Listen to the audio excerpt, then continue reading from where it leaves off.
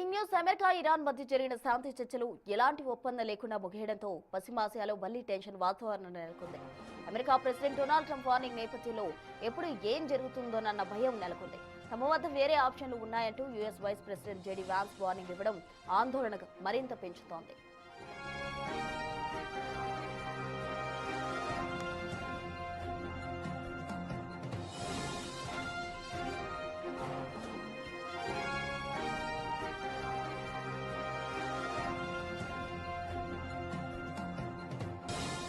చర్చలు విఫలం కావడంతో ప్రపంచ చమురు రవాణాకు అత్యంత కీలకమైన హర్ముజ్ జలసంధి ఇప్పుడు ప్రధాన యుద్ధ క్షేత్రంగా మారే అవకాశం ఉంది. హర్ముజ్ నుంచి మైన్లు తొలగించి నౌకల రాకపోకలు పునరుద్ధరిస్తామని అమెరికా ఇప్పటికే ప్రకటించింది. మరోవైపు 2 యుఎస్ వార్ షిప్లు హర్ముజ్ ను దాటినట్టు వార్తలు వస్తున్నాయి. అటు ఇరాన్ సైతం అనుమతి లేకుండా విదేశీ యుద్ధ నౌకలు వస్తే తీవ్ర పరిణామాలు ఉంటాయని వార్నింగ్ ఇచ్చింది.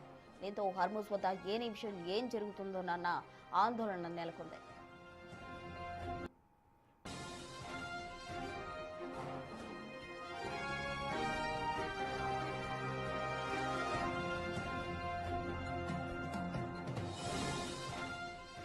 శాంతి చర్చలు విఫలమవడంతో ట్రంప్ ఇరాన్ పై మరిన్ని కఠిన ఆంక్షలు విధించే అవకాశం ఉంది. ఇరాన్ చమురు ఎగుమతులను పూర్తిగా నిలిపేయడం ద్వారా ఆ దేశ ఆర్థిక వ్యవస్థను దెబ్బతీయాలని అమెరికా భావిస్తోంది. ఇదే జరిగితే ఇరాన్ సైతం ప్రతీకార చర్యలకు దిగే అవకాశం ఉంది. హార్మోజ్ ను పూర్తిగా మూసేస్తే చమురు రవాణా పూర్తిగా స్తంభించి ప్రపంచ దేశాలన్నీ ఇబ్బందులు ఎదుర్కొనే అవకాశం ఉంది.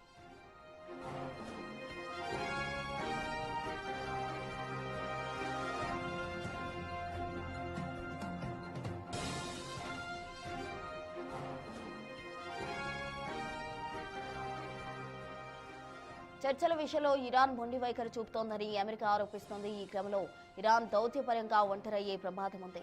అయితే చర్చలు పూర్తిగా ముసిగిపోలేదని, నిపుణుల స్థాయిలో కసరత్తు కొనసాగుతుందని ఇరాన్ అంటుంది. మొత్తం మీద చర్చలు విఫలం కావడంతో ఇప్పుడు ట్రంప్ ఎలాంటి నిర్ణయం తీసుకుంటారని ప్రపంచ దేశాలన్నీ ఆసక్తిగా ఎదురు చూస్తున్నాయి.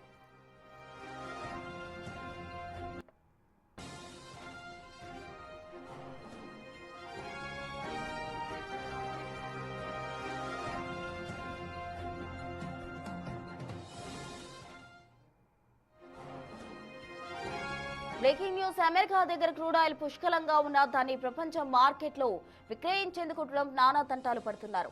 ప్రపంచంలో 2 అతిపెద్ద చమురు ఆర్థిక వ్యవస్థల కన్నా తమ వద్ద ఎక్కువ ఆయిల్ ఉందన్న ఆయనకు దాన్ని అమ్మడం కత్తి మీద సాములా మారింది. తమ వద్ద ఆయిల్ కొరమని ట్రంప్ ఆఫర్ ఇచ్చిన ప్రపంచ దేశాలేవి ఆసక్తి చూపడం లేదు.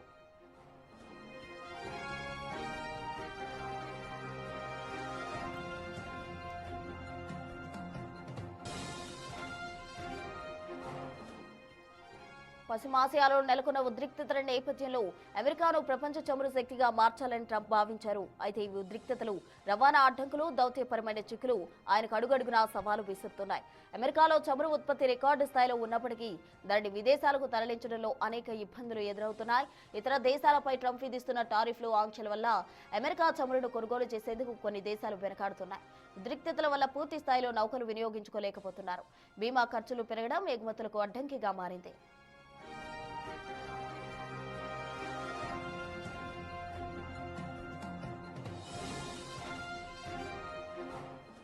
రష్యా, ఇరాన్ తదితర దేశాల నుంచి క్రూడ్ ఆయిల్ విక్రయాలకు తాత్కాలికంగా మినహాయింపు ఇవ్వడం అమెరికాకు ప్రతికూలంగా మారింది.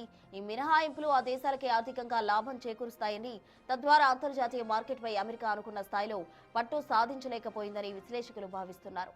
మరోవైపు వెనిజులాను తన గుప్పెట్లోకి తెచ్చుకున్నాక అక్కడి చమురు నిల్వలు క్యాష్ చేసుకోవాలని చూస్తున్న ట్రంప్ ప్రభుత్వానికి క్షేత్రస్థాయిలో గట్టి సవాలు ఎదురవుతుంది.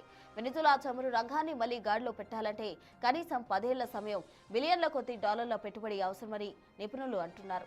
దశాబ్దాల నిర్లక్ష్యం వల్ల అక్కడ పైప్ లైన్లు, రిఫైనరీలు పూర్తిగా దెబ్బతిన్నాయి. అమెరికన్ కంపెనీలు వెనిజులాలో భారీ పెట్టుబడులు పెట్టాలని ట్రంప్ ఆహ్వానిస్తున్నా ఏవీ ముందుకు రావడం లేదు.